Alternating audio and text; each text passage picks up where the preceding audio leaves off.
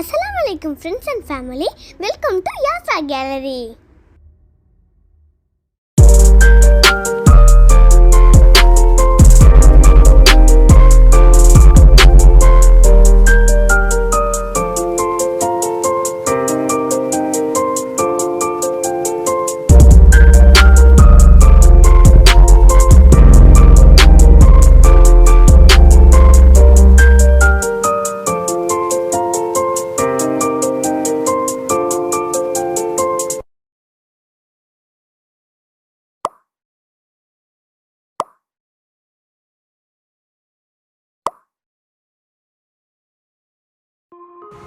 Welcome back to YASRAW Gallery. இன்றைக்கி YASRAW Galleryயில் night routine தான் பார்க்க போகிறீங்க.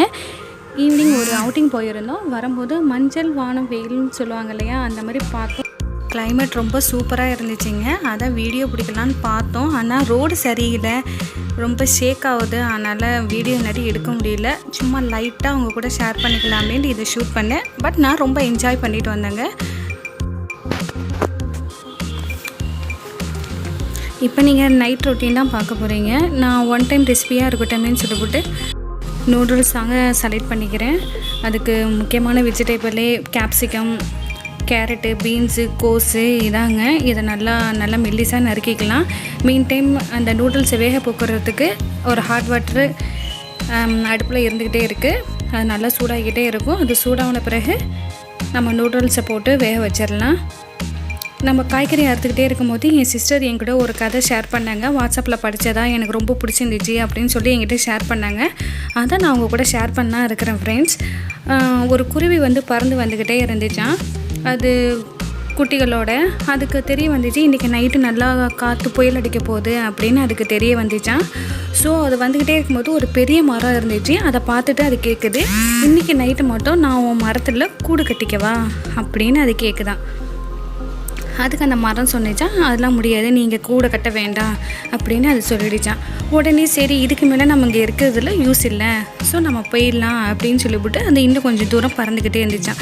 இந்த மரத்துக்கு பக்கத்துலேயே இன்னொரு மரம் இருந்துச்சான். அதுகிட்ட போய் கேட்டுச்சான், இன்றைக்கி நைட்டு மட்டும் நான் கூடு கட்டிக்கவா அப்படின்னு அது கேட்டுச்சான். பரவாயில்ல பண்ணிக்கோ அப்படின்ட்டு அது சொல்லிடுச்சான். நைட்டு எதிர்பார்த்த மாதிரி புயல் மழை அப்படின்ட்டு நல்லா அடிக்க ஆரம்பிச்சிருச்சாங்க. மற்றவங்கெல்லாம் அதுங்க கூடுக்குள்ளேயே பயந்துக்கிட்டு உட்காந்துருக்காங்களாம். நல்லா புயல் காற்று அடிச்சிட்ருக்கு. அவங்கவுங்க கூடுக்குள்ளே பயந்துக்கிட்டு உட்காந்துருக்காங்க. அந்த நேரத்தில் ஃபஸ்ட்டில் ஒரு குருவி கேட்டுச்சு இல்லையா, ஒரு பெரிய மரத்தில் நான் இங்கே ஊடு கட்டிக்குவான்னு கேட்டுச்சு இல்லையா, அது மரம் சொன்னிச்சான். அந்த மரம் கீழே விழுந்துருச்சு. கீழே விழுந்து ஆத்தோரம் போய்கிட்டே இருக்குது. அப்போ இந்த குருவி சொன்னிச்சான், நீ எனக்கு இடம் தர மாட்டேன்னு சொன்னேன் இல்லையா, அதனால தான் நீ கீழே விழுந்துட்ட அப்படின்னு அந்த குருவி சொன்னிச்சான். அதுக்கு அந்த மரம் சொன்னிச்சான், நான் பலகீனமானவன் எனக்கு தெரியும், நீ என்கிட்ட இருந்தீன்னா நீயும் சரி உன் குஞ்சுகளோடு சேர்ந்து அழிஞ்சு போயிடுவேன், அதனால் உன்னை காப்பாற்றுறதுக்கு தான் நான் இப்படி சொன்னேன் அப்படின்ட்டு அந்த மரம் சொன்னிச்சான். ஸோ இதுலேருந்து நமக்கு என்ன தெரியுது, ஒருத்தவங்கிட்டேருந்து நம்ம ஒரு உதவியை எதிர்பார்த்தோம்னா அவங்க சூழ்நிலை எப்படி இருக்கும்னு தெரியாது. ஸோ அவங்க இடத்துல இருந்து நம்மளும் யோசிக்கணும், நம்ம இடத்துல இருந்து நம்மளும் யோசிக்கணும். யாரையும் தப்பாக எடை போடக்கூடாது. எதுவாக இருந்தாலும் கண்ணாக காண்பது போய் காதால் கேட்பதும் போய் தீயை விசாரிப்பதே மெய் அப்படின்ட்டு சொல்லுது. இந்த கதை உங்களுக்கு பிடிச்சிருக்கா? என் சிஸ்டர் இது சொன்னோடனே நானும் ரொம்ப இம்ப்ரெஸ் ஆகிட்டேன். அதனால தான் உங்கள் கூடயும் சேர்ந்து ஷேர் பண்ணிக்கலாமே நினச்சிக்கிட்டு தான் இந்த வெஜிடபிளை கட் பண்ணிக்கிட்டே இருக்கும்போதே உங்கள் கூட ஷேர் பண்ணேன். இது எப்படி இருந்துச்சுன்னு சொல்லிட்டு கமெண்டில் சொல்லுங்கள். இப்போ பீன்ஸையும் நல்லா சின்னதாக நறுக்கிக்கிட்டேன். மெயின் டைம் அங்கே நூடுல்ஸ் வெந்துக்கிட்டே இருக்குங்க. நம்ம நூடுல்ஸை வச்சுட்டு அப்படியே ஒரு சீரியலை பார்த்துட்டு வருவோம் அப்படின்ட்டு போயிடாதீங்க. அப்புறம் நூடுல்ஸாக இருக்காது, நூடுல்ஸ் உப்புமாவாக ஆகிடும். ஸோ ஒரு 5 மினிட்ஸ்லேயே நூடுல்ஸ் வெந்துடுங்க. அது பக்கத்துலேயே இருந்து நம்ம வடிச்சிடலாம். கொஞ்சமாக எண்ணெய் சேர்த்துக்கிறேன், அப்போ தான் நூடுல்ஸ் ஒன்றோட ஒன்றா பின்னிக்கிட்டு இருக்காமல் இருக்கும். அதனால் கொஞ்சமாக எண்ணெய் சேர்த்துக்கிட்டேன். இப்போ இன்னொரு அடுப்பில் ஒரு கடாயை வச்சுக்கிட்டேன், ஒரு பெரிய அகலமான பாத்திரமாக வச்சுக்கிட்டேன். அது நல்லா சூடான பிறகு எண்ணெயை ஊற்றிக்கிறேன். மீன் டைம் இது சுடு தண்ணி இருந்துச்சுனாக்கா அது குழஞ்சிரும். So நூடுல்ஸை try ஆக்கிடுறேன். அது ட்ரை ஆன பிறகு ஒரு கோல்டு வாட்டரோ இல்லை சாதா தண்ணியோ அதை மேலே ஊற்றி வச்சிங்கன்னா அது ஒன்றோட பின்னாமல் இருக்கும். அதனால் இந்த மாதிரி ஊற்றி வச்சிடுறேன். அது தண்ணி ட்ரை ஆகிக்கிட்டே இருக்கட்டும். இப்போ எண்ணெய் சூடாயிடுச்சு. எண்ணெய் ஊற்றுறேன். எண்ணெய் சூடான பிறகு எல்லா வெஜிடபிளையும் ஃபஸ்ட்டு போட்டுறக்கூடாதுங்க. வெஜிடபிள் போடுறதுக்கு முன்னாடி ஒரு 3 முட்டையை போட்டுக்கினேன். வெளில போயிட்டு வந்ததுனால கோழியை பொரித்து இதில் போட்டு செய்கிறதுக்கெல்லாம் எனக்கு டைம் இல்லை. ரொம்ப அலிப்பாகவும் இருக்குது, டைமும் இல்லை. அதனால் எக் நூடுல்ஸாக செஞ்சிடலாமே அப்படின்னு சொல்லிட்டு நான் எக்கை தான் உடச்சி ஊற்றுறேன். அது கூட கொஞ்சமாக உப்புத்தூள் மிளகுத்தூள் போட்டு நல்லா பீட் பண்ணிக்கிறேன்.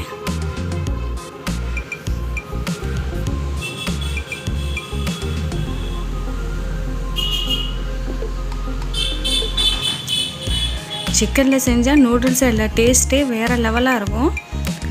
டைம் இல்லாதனால எனக்கும் அடிப்பாக இருக்கிறதுனால நான் இப்போ முட்டையில் செஞ்சுக்கிறேன். எண்ணெய் நல்லா சூடாயிடுச்சு. இப்போ முட்டையை ஊற்றிட வேண்டியதுதான்.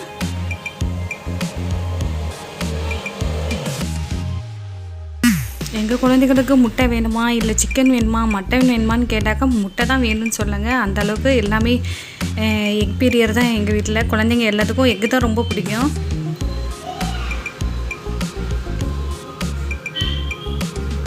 முட்டை நல்லா வெந்துருச்சு. இப்போ அதை தூக்கி தனியாக வச்சிடுறேன்.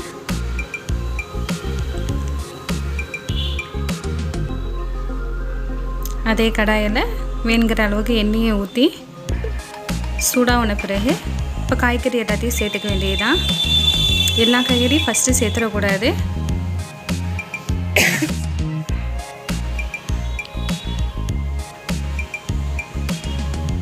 கேரட்டும் பீன்ஸையும் மட்டும் ஃபஸ்ட்டு போட்டுக்கலாம். ஏன்னா அது கொஞ்சம் ஹார்டாக இருக்கும் இல்லையா, அதனால் நான் கேரட்டையும் பீன்ஸையும் ஃபஸ்ட்டு சேர்த்துக்கிறேன்.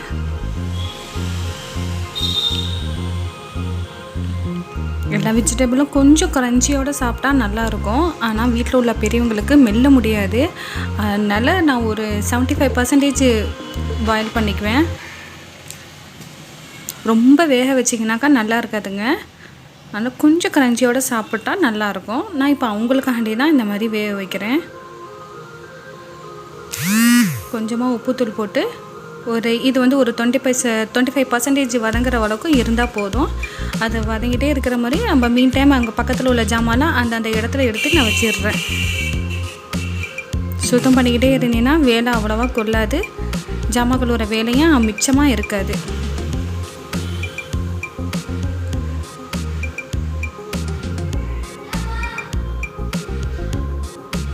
நூடுல்ஸ் அங்கங்கே கொட்டி கிடக்கு. அது எல்லாத்தையும் நான் இப்போ சுத்தம் பண்ணிடுறேன்.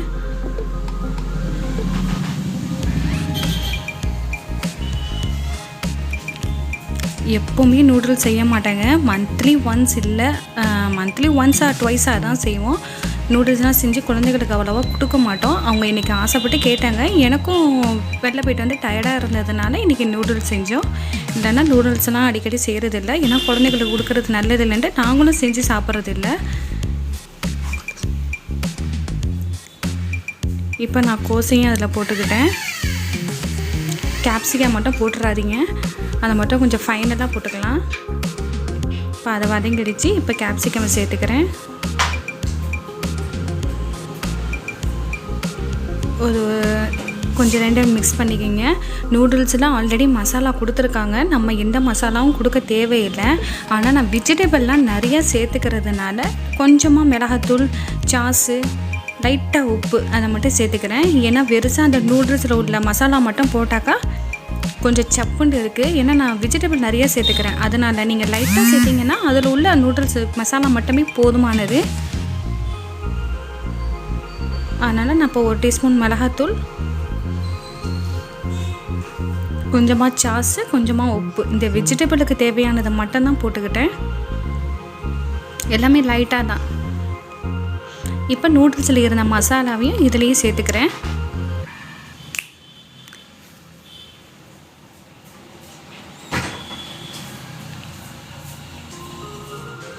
நல்லா வதக்குங்க.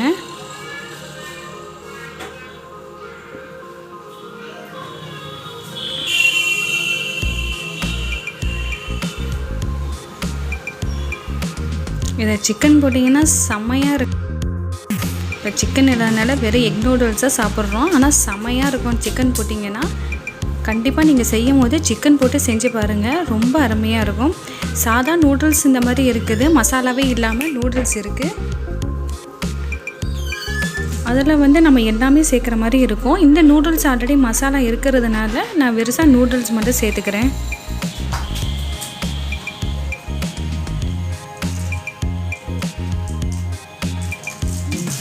இப்போ போட்டு நல்லா கிண்டிங்க, உடையாமல் நல்லா மெல்லமாக நல்லா கிண்டிங்க.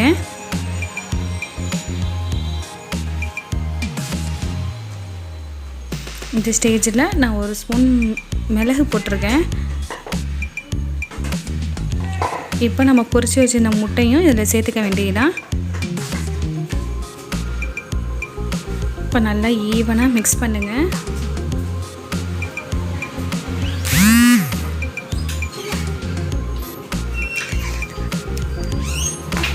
ஈவனாக மிக்ஸ் பண்ணிக்கிட்டே இருங்க. அவ்வளோதான். இப்போ நூடுல்ஸ் ரெடி ஆகிடுச்சு. ஓரங்கள்லாம் நல்லா வலிச்சு விட்டு பார்க்க நீட்டாக இருக்கும். அது அப்படியே ரொம்ப லோ ஃப்ளேம்லேயே வச்சுட்டு நம்ம மீன் டைம் நம்ம கிச்சனை அப்படியே சுத்தம் பண்ணிடுறோம். நூடுல்ஸ்னா சுட சுட சாப்பிட்டா தானே நல்லாயிருக்கும். நம்ம வேலையெல்லாம் முடிச்சுட்டு ஆறாமரை போய் சாப்பிட்டாக்கா அது ஆறி போயிடும்.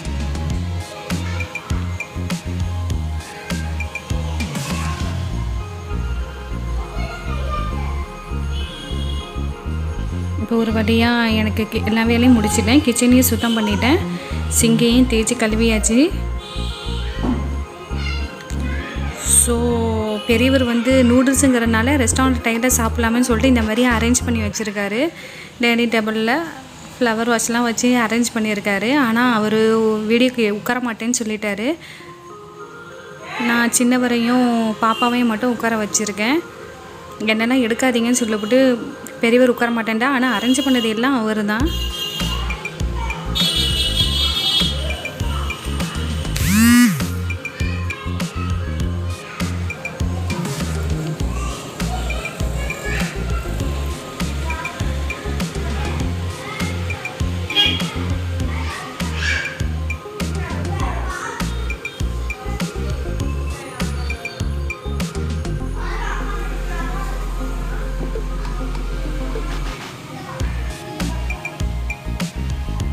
வாயில் வச்சோடனே ரொம்ப டேஸ்ட்டாக இருக்குதுன்னு சொல்கிறாரு. அம்மா சூப்பர், அம்மா சூப்பருன்னு 2 பேரும் சொல்கிறாங்க. உடனே சின்னவர் டிம் லைட்டை போட்டு விட்டுட்டாரு, பெரியவர் டிம் லைட்டை போட்டு விட்டுட்டாரு. ஏன்னா ரெஸ்டாரண்ட் மூட்டில் இருக்கட்டும் அப்படின்னு சொல்லிட்டு ஒரு டிம் லைட்டை போட்டு வச்சுருக்காரு. இதை பார்க்கவும் எனக்கும் ரொம்ப ஹாப்பியாக இருந்துச்சு.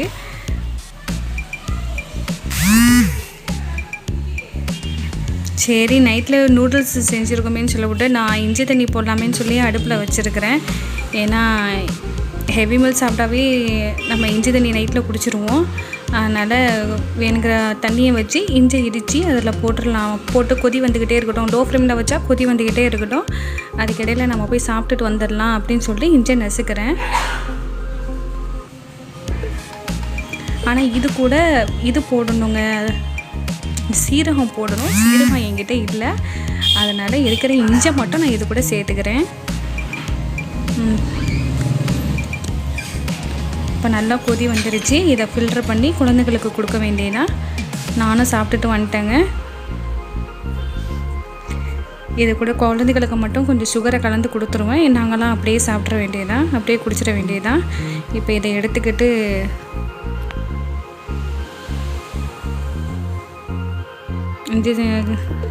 கிச்சனும் நல்லா க்ளீன் ஆகிடுச்சு. காலையில் வந்து அப்போ தான் ஃப்ரெஷ்ஷாக இருக்கும். அதனால் எல்லா வேலையும் முடிச்சிட்டேன்.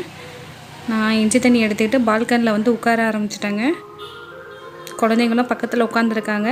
அந்த நிலாவை பார்த்தோன்னே அவங்க நிலா நிலா ஓடி வா அப்படிங்கிற பாட்டை பாட ஆரம்பிச்சிட்டாங்க. எனக்கு அந்த நிலாவை பார்க்கும்போது அந்த நிலா எவ்வளோ ப்ரைட்டாக, க்யூட்டாக, ஸ்வீட்டாக, அழகாக இருந்தது. அதே மாதிரி வரக்கூடிய நாட்களும் ப்ரைட்டாக, க்யூட்டாக, ஸ்வீட்டாக அமையட்டும் இன்ஷா அல்லாஹ் அப்படின்னு சொல்லி இந்த விழாங்க முடிக்கிறேன்.